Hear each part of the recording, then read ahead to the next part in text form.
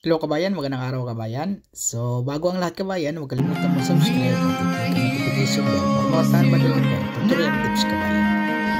Ito kabayan, pag ito yung bracket ng pinder kabayan o bumper. Pag ito hindi maganda pagkalagay, automatic na yon yung bumper tabingi. Hindi pangit yung bumper. Ito katulad nito. Kung ito nasa labas to, automatic yung bumper pag clip mo diyan, labas din. So kailangan ma-setting mo to mabuti. Katulad dito nga side, okay lang yung kabayan. So yung gap nito, yung retainer sa kawin ganyan yung gap. So kailangan yung kabila, parehas yung kabila. Hindi yung labas yung kabila. Pag automatic labas yung kabila, automatic yung kabila labas yung bumper.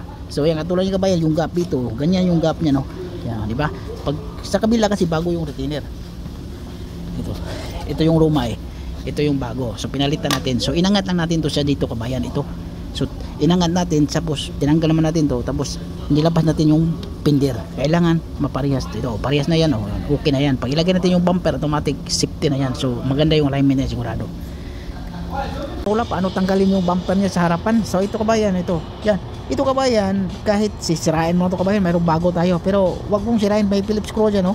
Hilahin mo ang Phillips screw, tapos sikwatin mo. Tapos ito, iikot mo lang to tapos sikwatin. Ikot to kabayan, ha? Lock to siya. So nakalock yan. Kung iikot mo lang flat screw yan, automatic pwede mo natanggalin. Tapos sa baba naman ito kabayan, puro lang yan sa 10mm. Wala na pala itong sa baba din, no? May apa-apat lang na 10mm to siya. Sa gitna, wala na. Ayun, may bagong cover doon sa gitna. Tapos may bagong retainer din tayo sa kabilang side. Ayan na kabayan. Titingnan na natin kabayan, yun ang sinasabi kong retainer sa kabayan. Tapos yung sa lower din na plastic lower din siya bago. Kasi tanggal na yung kabayan, wala na siya. Ito, tinanggal ko na yung bumper kabayan. 10mm sa baba. Dalawang piraso sa lip. Sa right, dalawang piraso din. Kasi sa gitna, wala na siya sa gitna kabayan. Tapos yan, yung sa gilid naman kabayan, yung dugtungan ng fender, kuha lang yung kabayan, bari-clip lang yun siya. Yan, tapos sa bahila, ganun lang. Ganun lang kasimple kabayan. Tapos sa kabila, ganun din. Tapos sa taas naman siya kabayan, may 10mm dyan, saka may Phillips screw. Yan ang technique sa Toyota Corolla. Ganun talagang Toyota Corolla kabayan. Pero pag bangga yung harapan niya kabayan, tapos repair yung bracket ng ilaw, yung bakal na yan, pagbangga yan, tapos bumper repair, bumper yung hood repair, mahirap i-align yung kabayan pag Toyota Corolla. So natandaan ko pa sa Saudi yan, talaga mahirap. Pero okay lang din naman. Pero dito kasi kabayan, halos kadalasan, kadalasan bago yung hood, bago yung bihira lang yung, pero bago sikanhan kabayan. Mayroong brand new, may sikanhan.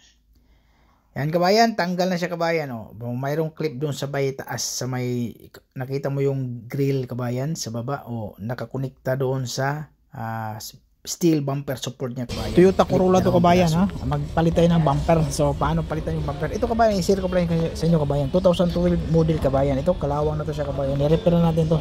Sinandas na natin. Dito lang yung kuha niya, yung pintura dito lang. Kasi ang kalawang dito. Yan, anti-ras, nilagyan ko na anti-ras. Yung mga may kutsi dito sa Canada, so mas importante mayroon kang anti-ras para hindi ganun kakapitan yung kalawang, lalo na yung matanggal yung pintura, automatic yung kabayan. So ingatan nyo yung kutsi nyo kabayan para hindi makalawang agad, kasi mahal pa naman yung mga kutsi dito sa Canada. Okay, lagyan ng anti-ras, o kaya pwede kayong yung crudo,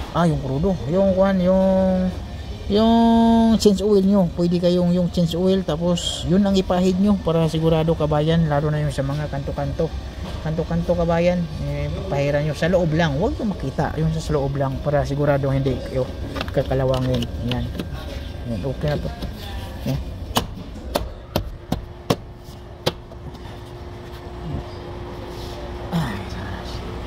Na ito yung cover niya kabayan, tingnan mo kabayan, di ba? Ang dami ng kalawang dito sa labas, sa loob ito.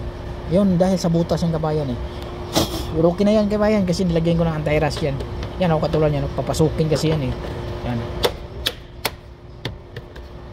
Okay na yan sa kabayan.